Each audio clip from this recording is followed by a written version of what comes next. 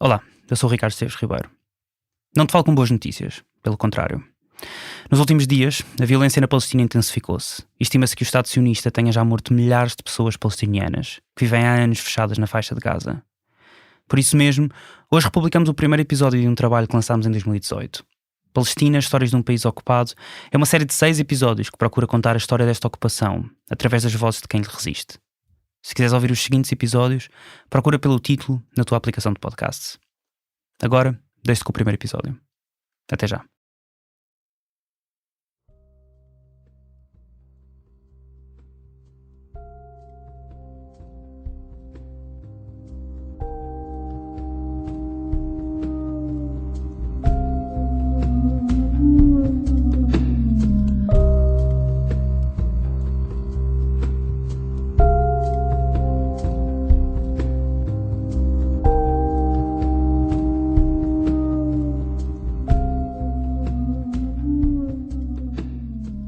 Aisha e Mohamed Wadi viviam em Lemzera, no norte da Palestina.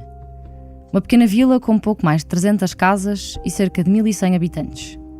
Num dia de verão, depois de andarem há mais de um mês a ouvir notícias sobre vários massacres que ocorriam em vilas próximas e da morte de 2 homens da sua própria localidade, decidiram fugir. Deixaram tudo como estava. Levaram roupas, um colchão, a chave de casa, o suficiente para passar uns dias fora, até que tudo acalmasse. Aisha estava grávida e caminhou com o seu marido, de vila em vila, até chegar a Ramallah, a 40 km de distância. Nunca mais voltaram. O filho, Farouk, nasceu em Ramallah. A chave de casa ainda a tem. 70 anos depois, é Shahd Wadi, neta de Aisha e Mohamed, quem conta esta história.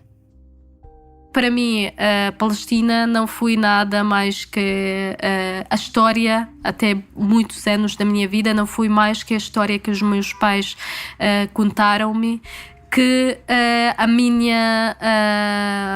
os meus avós e os meus tios foram expulsos em 1948 da nossa vila, que chama-se Lemzera, e que pensaram que é um assunto só de alguns dias, que quando acalmar a situação vão conseguir voltar às suas vilas.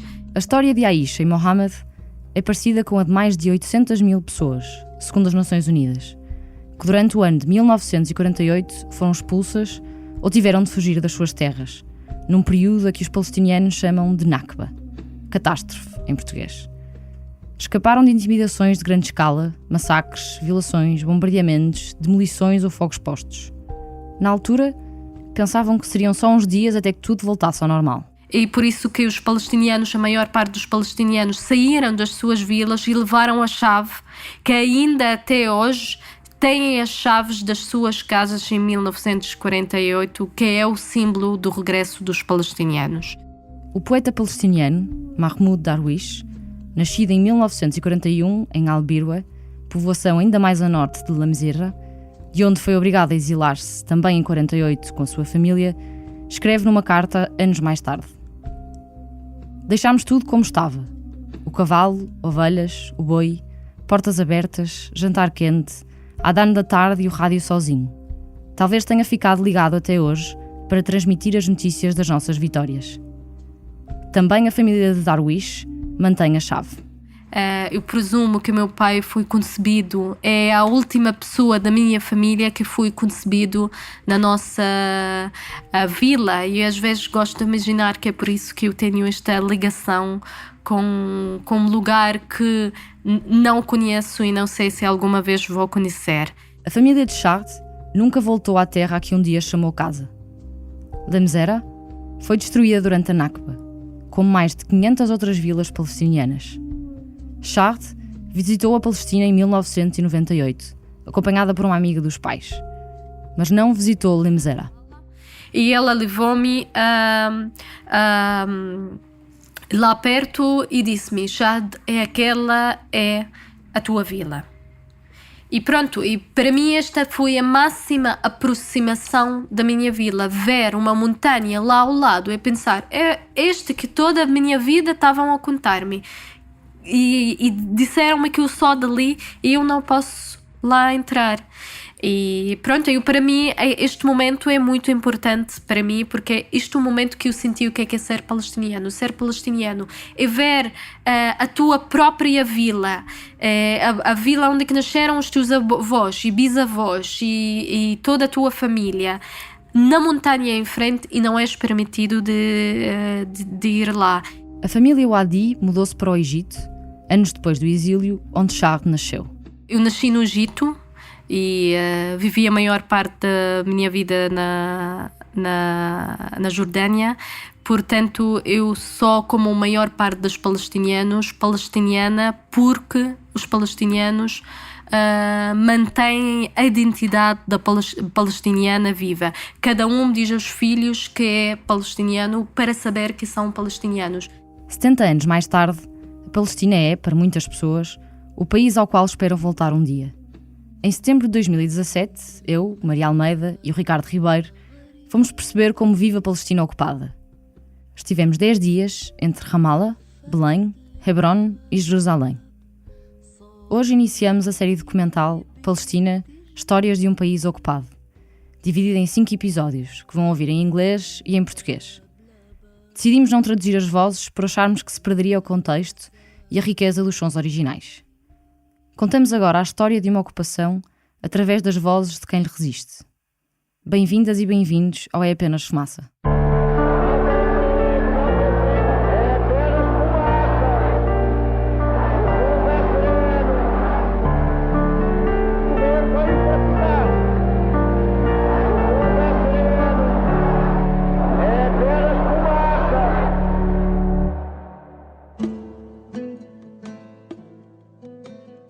Aterrámos em Tel Aviv, capital de Israel, sem saber bem o que esperar. Várias pessoas com quem falámos para preparar esta viagem tinham-nos avisado que a entrada em Israel podia não ser fácil. Ouvimos histórias de interrogatórios de 4 horas. Pelo sim, pelo não, decidimos apagar o histórico de todas as mensagens trocadas com palestinianos e qualquer pista de que iríamos viajar para a Cisjordânia, ou West Bank em inglês, território palestiniano. O gravador ficou também em Lisboa, por ser mais indiscreto, e por isso toda esta série foi gravada com um telemóvel e um filtro para o vento. Olá, olá, olá. Está a gravar?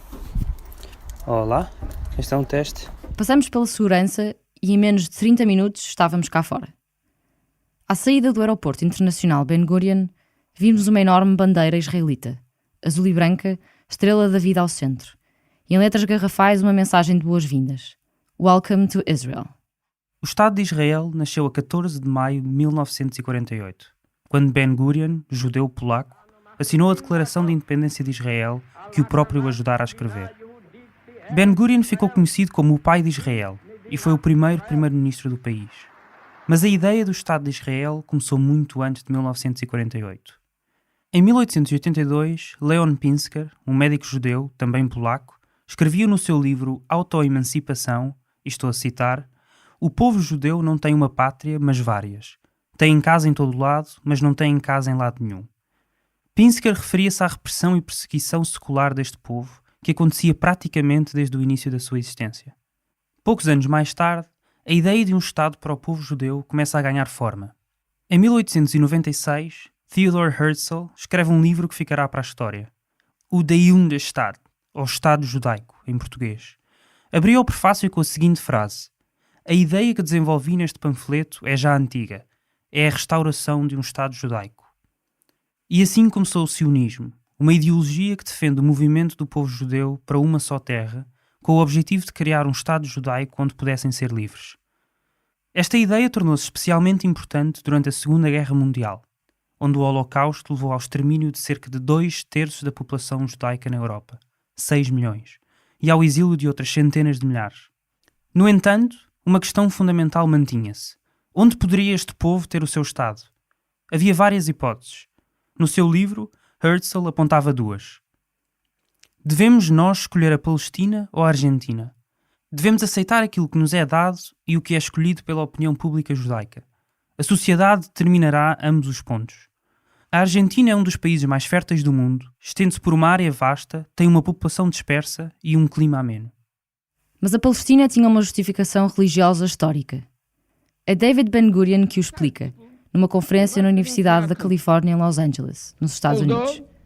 For all these 1800 years, every Jew considered the land of Israel as his country because we believe in the Bible and we read when we were children that God promised to Abraham to give this country, and say this, I don't mean America, I mean this is Israel. America was still unknown then, to you and to your children. Nesta altura, a Palestina estava ocupada pelo Império Otomano, do qual se viria a libertar no final da Primeira Guerra Mundial, em 1918. O colapso do Império Otomano deixaria a Palestina soberana, não fossem as determinações da Sociedade das Nações, organização que tinha o objetivo de manter a paz do mundo, e que mais tarde daria origem à atual ONU. No seu documento fundador, lia-se que a Palestina está habitada por povos que não são capazes de governar-se a si próprios, tendo em conta as extenuantes condições do mundo moderno. E por isso foi entregue ao Império Britânico. Mas este processo já vinha de trás. Em 1917, lia-se já numa declaração oficial do governo britânico, e estou a citar, o governo de Sua Majestade encara favoravelmente o estabelecimento, na Palestina, de um lar nacional para o povo judeu e empregará todos os seus esforços no sentido de facilitar a realização desse objetivo. Yes, 100 years ago, the British promised something that did not belong to them and gave it to someone that didn't belong to. Quem o diz é Ilan Pappé, historiador israelita que entrevistámos em Lisboa este maio. The importance of this declaration is in the fact that it provided the basis for a later international legitimacy for the colonization of Palestine and the dispossession of the Palestinians. I think that's what is so important. Essa legitimação internacional veio mais tarde, quando a Organização das Nações Unidas, ONU, criada 2 anos antes, repartiu o território palestiniano em 2. Já muitos judeus tinham emigrado para a Palestina desde o final do século XIX, mas só com a Resolução 181 da ONU, aprovada em 1947, é que o território foi dividido. Na altura, 2/3 da população era palestiniana, 1/3 era judaica. Ainda assim, a ONU deu 56% da Palestina aos judeus, 44% aos palestinianos. A Nakba começava aí. Because Britain became the mandatory power, and the mandatory power gave the issue of Palestine to the United Nations, it began this internationalization of the question of Palestine in a way that created an imbalance in Palestine. The Palestinians, who were a normal people living on the land, suddenly had to explain to the world why do they reject to solve the Jewish problem in the world in their own homeland. And they had very little to say about it. I mean, they said, well, because this is our homeland, why should we pay the price for what you did to the Jews in Europe? A 29 de novembro de 1947, o plano de partilha da Palestina era votado na Assembleia Geral da ONU. You all know how to vote. Those who are in favor will say yes, those who are against will say no. And the abstainers always they know what to say. We will start it now. 33 países votaram a favor, 13 contra, 10 abstiveram-se. Portugal ainda não tinha sido aceito na organização, o que só aconteceria em 1955. The main crime of the United Nations was that from the very beginning, the people who were involved in the organization understood that partitioning a homeland is a project that the national liberation movement cannot accept. For example, they would have never suggested to the Algerians to partition Algeria between the French settlers and the local Algerians. They knew that there were, I think the United Nations was fully aware that what they propose is not a peace solution, but is a legitimization for the creation of a Jewish state with the hope that some compensation for the Palestinians would make it work. I think they already knew 2 days after the partition resolution was accepted that this was not a recipe for peace, but just a recipe for a disaster. And I think that the United Nations carries a very important responsibility for knowing exactly what goes on and doing nothing about it. Mas o plano de colonização da Palestina ia já sendo posto em prática muito antes. Leo Motzkin, líder sionista, escrevia em 1917: "O nosso pensamento é que a colonização da Palestina tem de ir em duas direções. Um colonato judaico na terra de Israel e uma deslocalização dos árabes da terra de Israel para fora do país. A transferência de tantos árabes, à primeira vista, pode parecer inaceitável economicamente, mas é todavia prática. Não requer demasiado dinheiro deslocalizar uma vila palestiniana para outra terra." As autoridades judaicas chamavam-lhe transferências populacionais. Ilan Pappé chama-lhe limpeza étnica. Ethnic cleansing is now a very clear concept from the point of view of international law, from the point of view of historical research, and this is an act to purify a mixed ethnic space and to make it or transform it into a space that belongs to only one ethnic group. In other words, it's not the only place in the world, and it's not the only time in history where one ethnic groups decided to use, for whatever reasons, any means that is at its disposal to get rid of another ethnic group. And when this kind of ideology is at work, we call it ethnic cleansing. So that was the first reason I used it. The second reason is that I was amazed by the fact that the word cleansing, not ethnic cleansing, but the word cleansing is used again and again by the Israeli commanders and soldiers to describe what they do in Palestine in 1948. They openly say, we have cleansed the Galilee, we have cleansed this part of Palestine, we have cleansed the city of Jaffa, the city of Haifa. And they explain exactly what cleansing means, that is emptying it from its indigenous local population. O que seguiu, já sabemos, foi a destruição de mais de 500 povoações e a expulsão de metade da população palestiniana, cerca de 800 mil pessoas, como aconteceu com Aisha e Mohammed, avós de Shah Tuadi. A contínua ocupação e as guerras que se deram nas décadas seguintes foram roubando cada vez mais território aos palestinianos, principalmente depois da Guerra dos 6 Dias. Nesse conflito entre Israel, Egito, Síria, Jordânia e Palestina, em 1967, o Estado hebraico passou a controlar ainda mais terra, parte dela até aos nossos dias, numa clara violação do direito internacional. Hoje, o Estado israelita detém mais de 70% do território. A Palestina controla menos de 30%. يا كاتب الورقة واكتب حواشيها سلم على البلد يلا أحبابنا فيها يا كاتب الورقة اكتب ومليها. De volta a Tel Aviv. Eram 9 da manhã quando nos pusemos a caminho da Cisjordânia, território palestiniano. Íamos para Ramallah, a capital administrativa.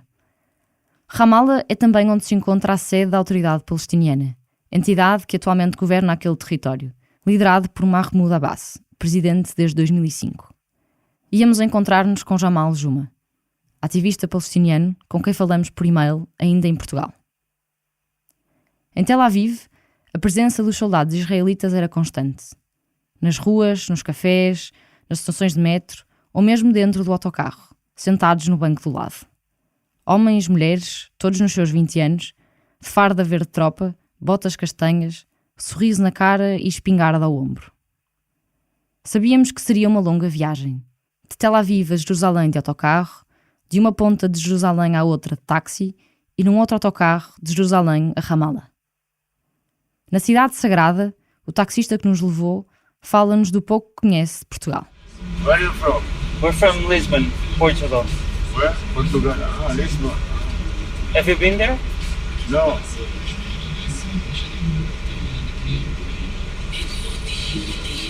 Many years ago, he played in football in Eusebio. Sorry? You know about Eusebio? Sí. Eusebio. I remember him in the play football in Yeah. Portugal. Eusebio. This I know about Portugal. Chegámos há pouco tempo a Jerusalém, viemos de táxi até Damascus Gate e estamos à procura do autocarro para Ramallah. Neste autocarro já não há soldados israelitas, mas ainda assim vemos vários uniformes. São crianças e adolescentes, quase todas raparigas, vestidas com farda azul da escola. Falam e riem entre si. Algum tempo depois de sairmos de Jerusalém, o autocarro para. Neste momento estamos parados no checkpoint a caminho de Ramallah, no autocarro. Acho eu que à espera que nos deem autorização para passar o muro. Está toda a gente sentada, ninguém se levantou e continuamos à espera. Os militares do outro lado olham para nós e falam entre eles, mas ainda ninguém aqui veio.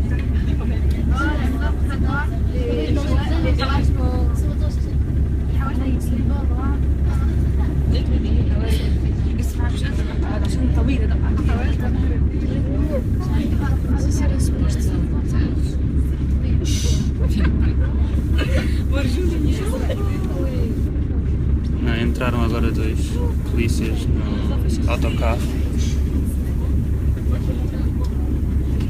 Não faço ideia se é suposto nós levantarmos ou não, mas...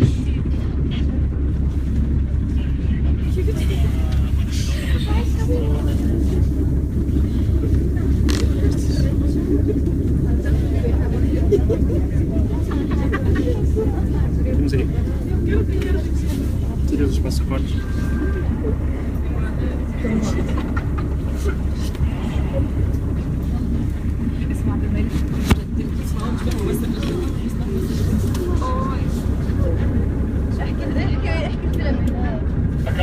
Estão a pedir passaporte a algumas pessoas.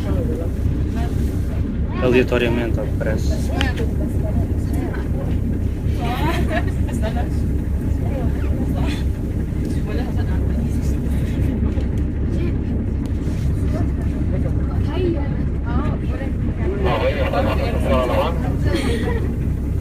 Temos aí o nosso visto. Está na minha carteira. Acho que está aqui ao lado direito na carteira.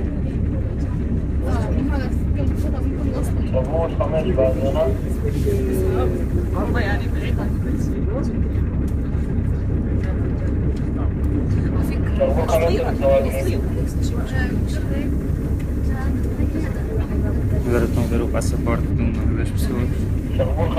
Acho que não é israelita, nem sequer palestiniano.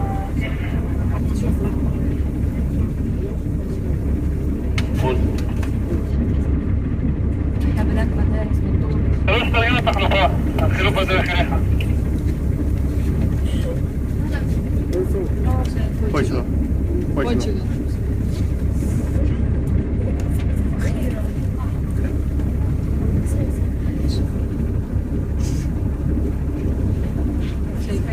E foram-se embora agora.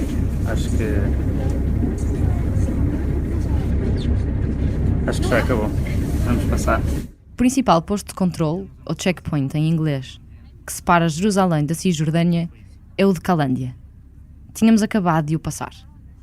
Antes, num placar vermelho, escrito em hebraico e em inglês, tínhamos lido: entrada de cidadãos israelitas é proibida.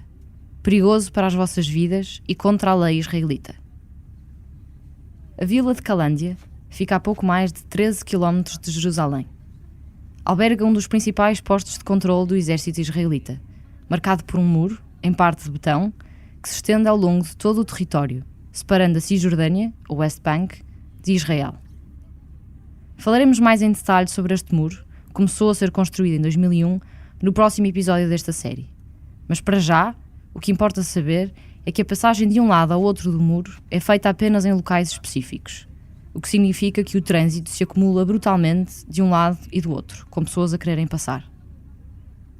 Mas nem todos os palestinianos podem cruzar esta espécie de portagem.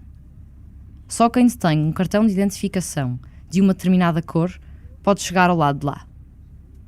Palestinianos que vivam na Cisjordânia não podem viajar para Jerusalém ou mesmo para Israel, a não ser que obtenham uma autorização por parte das autoridades israelitas. Assim, Todos os veículos e pessoas que passam no checkpoint de Calândia, ou em qualquer outro, podem ter de apresentar a sua identificação, ser revistadas ou interrogadas.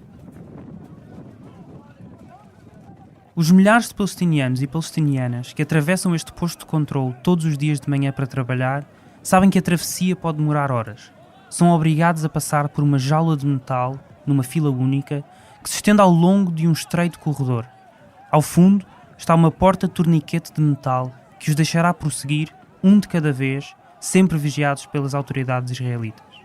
Por saberem da longa espera que as aguarda, são centenas as pessoas que diariamente fazem fila a partir das 3, 4 da manhã.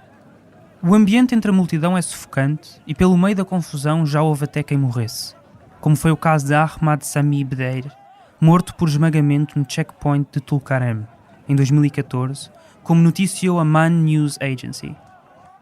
Em todo o West Bank, há centenas de checkpoints, permanentes ou temporários, não se sabe exatamente quantos. Em estradas, ao longo do muro, mas também pelas ruas das vilas e cidades palestinianas, onde se criam barreiras físicas no dia-a-dia dos seus habitantes. Pode ser a meio de uma ida ao supermercado ou no caminho de uma criança para a escola.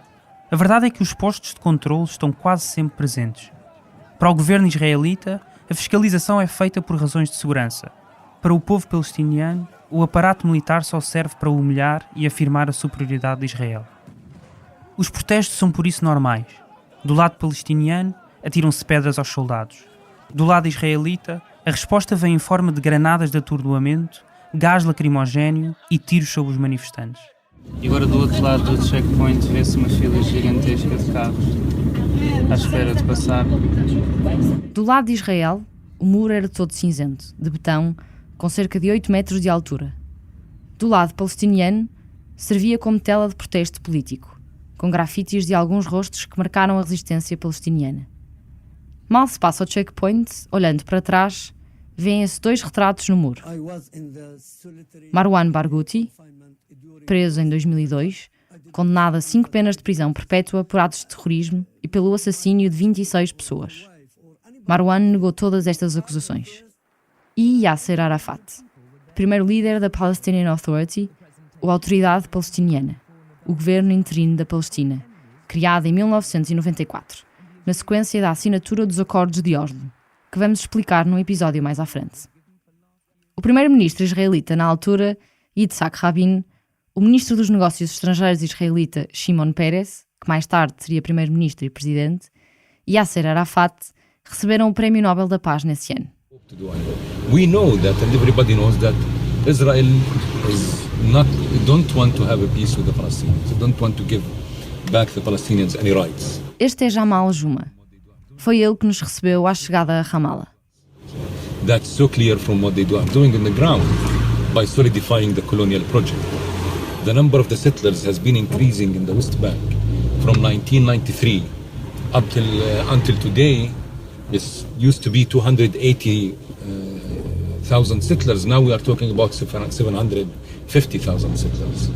They are tripling, like many times, building the settlements, seizing the Palestinian lands, suffocating the Palestinians in the ghetto system by building the wall. Os settlers, ou em português colonos, são neste caso as pessoas que ocuparam pedaços de terra que legalmente pertencem aos territórios palestinianos, como a Cisjordânia, a Faixa de Gaza e Jerusalém Oriental. Estas ocupações violam o direito internacional e são consideradas crime de guerra pelo Tribunal Penal Internacional. Segundo a Amnistia Internacional, em 2001, antes da construção do muro, existiam mais de 300 mil colonos. Hoje, superam os 600 mil. So it's clear that Israel is like, since 2002, started to put the de facto on the ground. That, in their opinion, this is what do they want. They don't want a solution for the Palestinians to accept, which is mostly the Palestinians should accept the slavery system, the apartheid system that they are now conducting in the Palestine. A palavra apartheid é habitualmente usada para descrever o regime político em vigor na África do Sul entre 1948 e os anos 90, que institucionalizou o racismo e a segregação racial, reprimindo pessoas negras em benefício de uma minoria branca. A palavra apartheid vem do Afrikaner, uma língua sul-africana vista como a língua do opressor, e significa separação, segregação. Em março de 2017, a Comissão Económica e Social para a Ásia e o Pacífico da ONU publicou um relatório concluindo que, e cito, Israel estabeleceu um regime de apartheid que domina o povo palestiniano como um todo. O relatório acabou por ser retirado porque, segundo a ONU, e cito, não reflete as visões do secretário-geral, o português António Guterres. People struggle that would lead to support the people's like freedom and liberation, like what happened in South Africa. Without the people standing with South Africans, they will not able to, I think until now, the South Africans would be under the apartheid regime. Jamal Juma é um ativista palestiniano, defensor dos direitos humanos e coordenador da campanha Stop the Wall, em português, Parem o Muro. Jamal tem organizado protestos na Cisjordânia e tem também coordenado uma campanha internacional contra a ocupação israelita e contra o muro, a que chama de Muro do Apartheid. Em dezembro de 2009, Jamal foi preso pelas autoridades israelitas depois da sua casa ter sido revistada durante horas pelas forças militares. Juma has been detained and no explanation has been given for his arrest. In fact, while the Israeli activists were waiting for their friend's release from the Jerusalem court, across the street in an Israeli jail called the Russian Camp. Esteve detido num centro de interrogação militar, sem direito a advogado, durante vários dias. Foi libertado um mês depois, sem qualquer acusação formal, e na sequência de uma campanha internacional que pedia a sua libertação.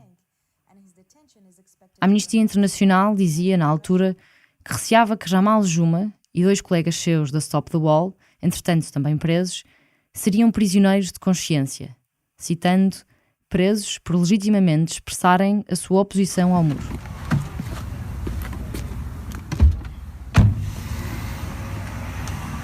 Should we take our bag or leave it? Sim, sim. Jamal levou-nos para a casa de um amigo seu, Jafar. Também ele ativista palestiniano, em tempos perseguido pelas autoridades israelitas. Contou-nos que há pouco mais de uma década teve de esconder-se nas montanhas da Cisjordânia durante 2 anos, fugindo assim das tropas israelitas que o perseguiam. Jafar e a família receberam-nos com chá, comida e xixa para fumar. O filho mais novo, Basil, 8 anos, vestia uma camisola do Real Madrid com o nome de Cristiano Ronaldo nas costas. A filha, Mariam, 16, dizia-nos que queria estudar na Europa e aprender espanhol. Convida-nos a ficar lá em casa naquela noite. Depois do jantar, Jafar leva-nos a uma das varandas de sua casa. We have another balcony. Fine, yeah? Oh, this is really cool. There's the airport there, Tel Aviv airport. You see the flash? There's some flash there. So there is Tel Aviv? You see, you see the house. Some lights. Many lights, small lights. Look and there. So that is Tel Aviv. Yeah, you see the house. It's very close. It's really close, but we took more than 1 hour. If you have good eyes, you can see. And many lights, small lights, and many lights there. This is Tel Aviv. This is the airport. After minutes, you can see you see light, bigger light there. This is plane. Yeah. You should come to the airport now. Já viste a volta que nós tivemos que fazer? Nós vimos super longe. Tínhamos que fazer 1 hora, e outra hora, umas 2 horas. E é tipo ali, aqui, não ao lado. E nós demos uma volta gigante para chegar aqui. As distâncias na Palestina têm medidas diferentes das portuguesas. De Tel Aviv a Ramallah, em linha reta, são cerca de 45 km. Os mesmos que do Porto a Braga. Só que numa viagem do Porto a Braga, demoraríamos de autocarro pouco mais de 1 hora. E de Tel Aviv a Ramallah, demoramos quase 4. A grande razão é que o muro da separação não só nos faz dar voltas à procura do buraco por onde se pode passar, como faz com que o trânsito seja tão caótico que tudo é mais lento, mais difícil.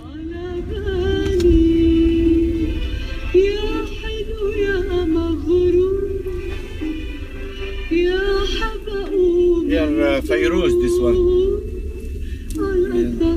Singer. The singer. What's the name? Fairuz. Fairuz. From Lebanon. All the Arab countries listen Fairuz in the morning with Really? coffee. With coffee in the morning with the coffee. Fairuz, coffee. صباح الخير. بكرم اللولو في سلم مليان على ايده سود حبيبي مستحلي خصل وفكري اسرق له عنقود بكرم اللولو في سلم مليان على ايده سود حبيبي مستحلي خصل وفكري اسرق له عنقود بكرم اللولو في سلم مليان على ايده سود حبيبي مستحلي خصل وفكري اسرق له عنقود. And what's the meaning of the key? The key that we want to return back to our land in 48. You know that Israel take our land and our houses. The key, this is our key in our home in Back in the land. back to our land and our houses. So every Palestinian family still has the key. Yes, because they want, they believe one day they want to return to their land. A chave está pendurada nos retrovisores dos carros, nas paredes das casas, nos portas-chaves, em estátuas nas ruas. Simboliza o retorno a casa, às vilas que foram abandonadas em 1948, durante a Nakba. Quase todas as famílias as guardam, na esperança de um dia poderem voltar. Good music, Fairuz. I really like it. Isn't it? In the morning it's yani funny. In the morning when you no. Yes, very good. And the lyrics are about what? She speak about love, about this is about Virginia how yani we remember our love yani.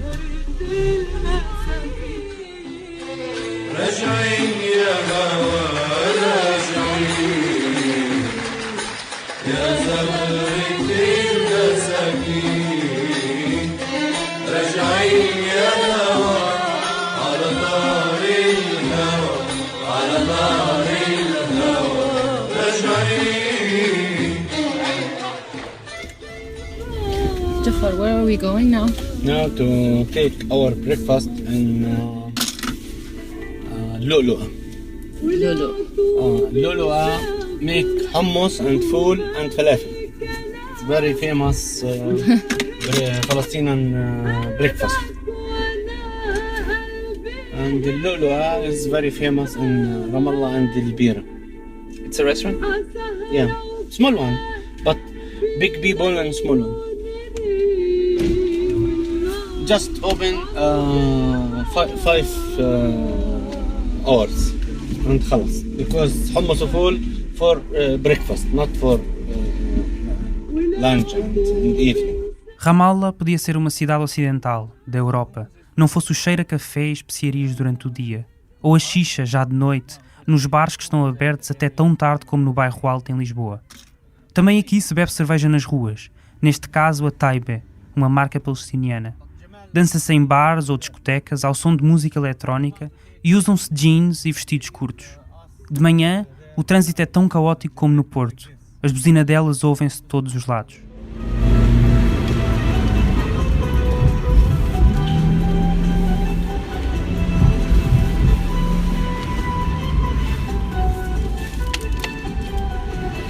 This is very old mosque, not this one. For Muslims, yani, to pray. No, this is the old one under. You see, this is there. Very old. So that's why there's they build one megaphones. New. They make one new, but this is before. They believe 1,000 years. Are you religious, Jafar? No. You? No.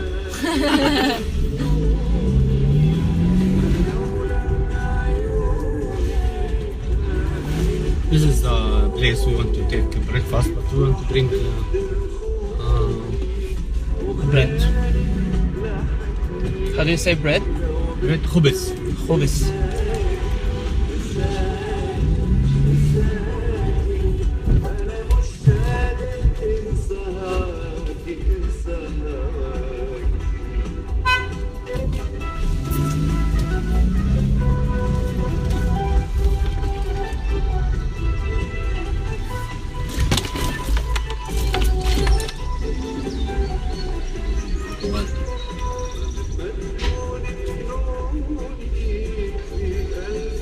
في خبز؟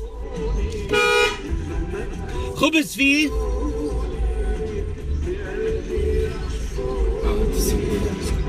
What did you ask? خبز is there خبز؟ خبز فيه. خبز فيه؟ خبز فيه.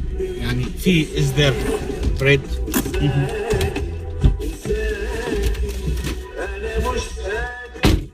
Lulu é o pequeno café onde fomos tomar o pequeno almoço. Entre pratos de falafel, tomate, pickles, cebola, hummus e baba ganoush, a conversa com Jamal foi sobre o que é o sonho palestiniano, de que nos tinha falado no dia anterior. The dignity is one of the most important things that people feel angry about. They feel that they are dehumanized, they are humiliated. So the dream is just like to get back their country to them. We know that our country is very beautiful. Our people is very, very good people. They are very nice people. Solidarity is so high. They love each other. They love the world. They love the life. But they destroy every aspect of our life. They just complicate it. So we need to get back our homeland. We need to get back our right. We need to get back our humanity. We want to get back our dignity. We want to live free like any other people. So this is the dream. The dream is simple here. Like you have it in your life every day. This is our dream. I can't imagine like slavery in the 21st century this way. People want to keep controlling, press you, to feel that you are not belonging to here, to your country, to your history. Segundo dados deste ano da Amnistia Internacional, desde 1987, morreram mais de 1.400 israelitas às mãos dos palestinianos.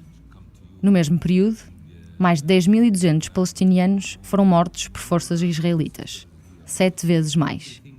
Em 2016, segundo a Human Rights Watch, as forças de segurança israelitas mataram 94 palestinianos. Já estes mataram 11 israelitas.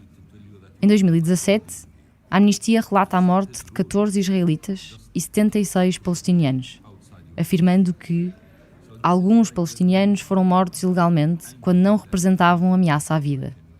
Foi o caso de Yasser Mortaja, jornalista palestiniano que se encontrava a cobrir a Marcha do Grande Regresso, um protesto não armado que levou milhares de palestinianas e palestinianos até à fronteira da faixa de Gaza com Israel, exigindo o fim da ocupação israelita. Yasser vestia um colete azul, claramente marcado com a palavra press, imprensa em português, e foi morto por um sniper do exército israelita com um tiro no abdômen. Durante este protesto semanal, que começou em abril deste ano, mais de 50 palestinianos foram mortos durante 6 semanas e milhares ficaram feridos. O ministro da Defesa israelita, Avigdor Lieberman, disse, depois da morte de Yasser e de outras 30 pessoas nesse dia, que não existem pessoas inocentes da faixa de Gaza, sugerindo que qualquer civil pode ser morto, incluindo jornalistas. What do you think should happen to Israel? Israel have choices, more than us.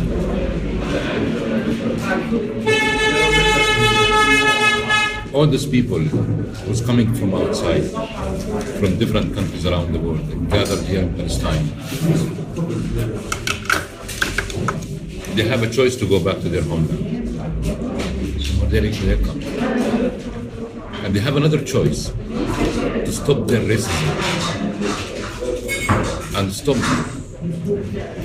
dealing with the people from above and recognize the people's rights here in their land and apologize to them and then I'm sure we will accept them to live together in Islam.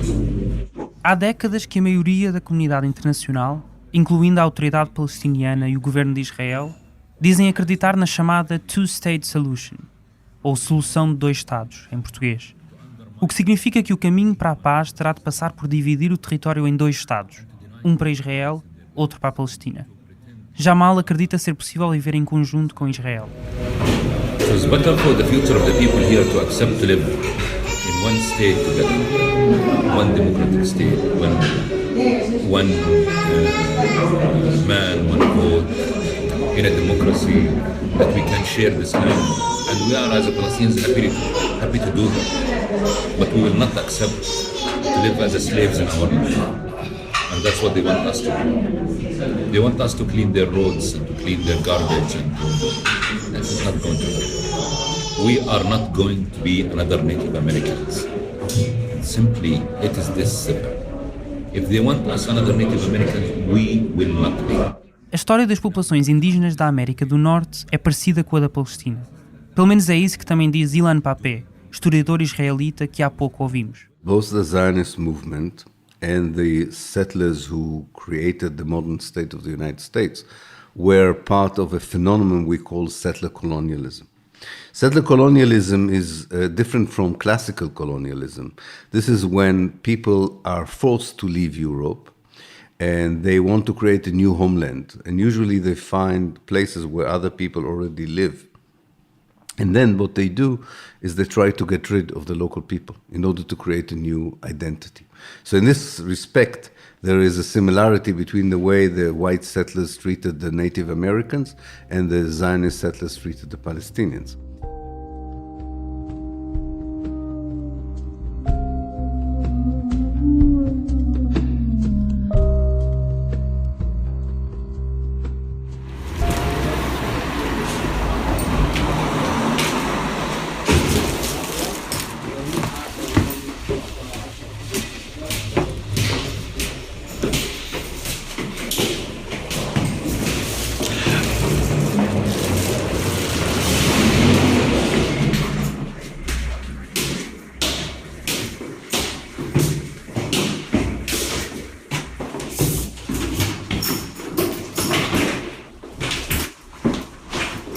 Where are we now?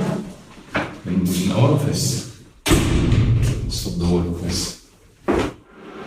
Nós estamos agora no escritório do Jamal Juma, no escritório do Stop the Wall, e estamos a tentar ver se conseguimos ir para Belém, que será a nossa próxima paragem, e vamos visitar um campo de refugiados e ficar lá a dormir. Mas entretanto estamos aqui já há bastante tempo à espera, a tentar falar com as pessoas que estão em Belém, porque um dos ativistas com quem nós nos vamos encontrar foi preso, e por isso aparentemente as pessoas com quem nós íamos falar estão todas no tribunal. Por isso estamos agora à espera para ver o que acontece. So Jamal, can you tell us what the guys from Bethlehem said? Like what's happening there? There is an activist in Hebron. It's in Hebron. Yeah, Hebron. He's the coordinator of the youth against settlements. Isa Amr. The authority, like a week ago, they arrested him because he posted something on the Facebook against the authority in support of an media and a radio that has been closed. Oh, where are you going? A lot of children were running here. So they arrest him. It is today there is his court. So most of them is in the court there. Okay. So the people from Bethlehem went to the activists there. Our activists there. They went there to the court. Well, we were also supposed to meet Isa Amr. Huh? We were also supposed to meet him. Yeah. We spoke on Messenger on Facebook. Yeah, he's in jail. But what did he post on Facebook that was forbidden? Do you know? Yeah, I don't know exactly. I didn't really see it. It is kind of a support for a radio that has been closed by the authority. Somebody who's arrested there, supposedly Hamas. He posted something against the authority on this issue. But was he detained by the Israelis or by the Palestinian Authority? Palestinian Authority. What do you think the people in Ramallah and the rest of Palestine think about the government in general? Look, here we have a serious problem with the Palestinian Authority. The Palestinian Authority, established by the PLO in 1995 or 93, to be like an administrative body in this transformational period until 99, which is supposed to be ended with establishing the Palestinian state.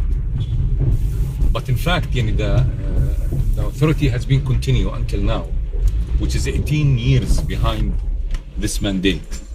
And it's in a way became like a kind of an authority under the occupation. So in a way, their existence there is just like legitimizing for the occupation to continue doing what they are doing. All what they are using for the Palestinian Authority is as a collaborators. They are just like any working for the security of Israel and protecting the Israelis and against the Palestinian society if they want to make any revolutions, intifadas, or to organize themselves in a movement. So we are facing like this police system. So it has become a police authority, like an authority regime. And now it's became like hitting the freedoms, like they are chasing the journalists, so it's developing so bad. So I think the Palestinian Authority in this performance, it is against the Palestinian dream, the Palestinian rights, the Palestinian self-determination willing. Enquanto esperamos por mais notícias de Belém, visitamos a Farmers Union, uma associação de defesa de agricultores na Palestina. Daoud Amoudeh é um dos seus membros. But here, look from the window, you could see the wall.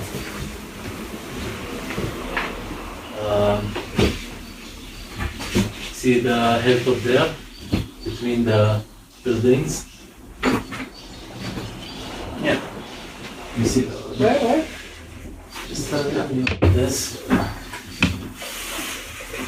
See where this big building under construction in your right hand? Yeah. Look to the left of it. You could see the grey wall in the back. Yeah. The borders is way kilometers. You see the very far the long buildings, like 3 big buildings. That's West Jerusalem. And that's where the border should be closer to them than to here. Because when they started constructing the wall, they did it way after the official border. Yeah, of course. They made the wall here. And when they built the wall, they tried to confiscate as much as possible of land. Would you say that Ramallah is the most developed city? The most artificial city, not developed city. Why? Because here is a political center, economical center, NGO center. So actually you have all these people who have actually good income comparing to other regions and spending money. And so if we would only be in Ramallah, we would have a very different vision of Palestine than if we would be traveling to other cities. Yeah. You will see here all these fancy restaurants, bars, buildings, clubs, gym clubs. Ramallah, a cidade artificial. A cidade dos bons salários nas organizações não governamentais internacionais, dos restaurantes da moda, das discotecas e dos bares. Tem até internet Wi-Fi gratuita no centro da cidade, a Ramallah Smart City Wi-Fi. Durante a manhã, conversei com a Maria sobre como a ocupação era uma coisa diferente do que tinha lido antes de chegar. Mais abstrata, menos crua. Mas isso estava prestes a mudar. No próximo episódio vamos até Belém, onde estivemos no Aida Camp, um campo de refugiados palestinianos.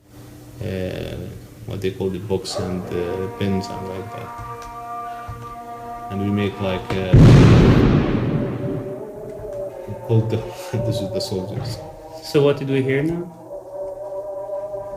I don't know, bombs, and they throw bombs on the child and on the people.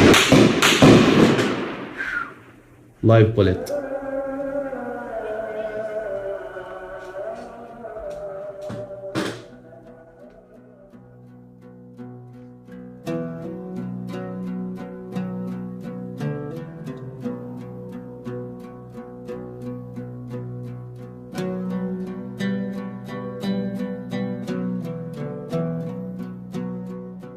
A série Palestina, Histórias de um País Ocupado, é escrita pela Maria Almeida e por mim, Ricardo Ribeiro, editada pelo Pedro Santos. A edição de som é feita pelo Bernardo Afonso. Subscreve em apenasfumaca.pt/subscrever para receberes os próximos episódios desta série. O É Apenas Fumaça é produzido por Bernardo Afonso, Frederico Raposo, Maria Almeida, Pedro Zuzarte, Pedro Santos, Sofia Rocha, Tomás Pereira e por mim, Ricardo Ribeiro. A música é dos Lotus Fever. Durante este episódio, ouviste também as músicas The Night Has Fallen Down, de Rimbana, Rajain Yahawa e Beker Melulu, de Fairuz, e Massar, de Le Trio Joubran. Ouçam mais episódios em apenasfumaca.pt ou no iTunes, SoundCloud, YouTube, Comunidade de Cultura e Arte, RUM, Rádio Universitário do Minho, Rádio Alma Bruxelas e também noutras aplicações de podcast. Acreditamos que o papel do jornalismo é escrutinar a democracia, questionar as decisões tomadas, responsabilizar os representantes, falar dos temas que poucos falam, ouvir quem tem menos voz, contar as histórias que não são contadas. Se acreditas no mesmo e queres continuar a ouvir as nossas entrevistas, reportagens, séries documentais como esta, contribui em apenasfumaca.pt/contribuir. Até já!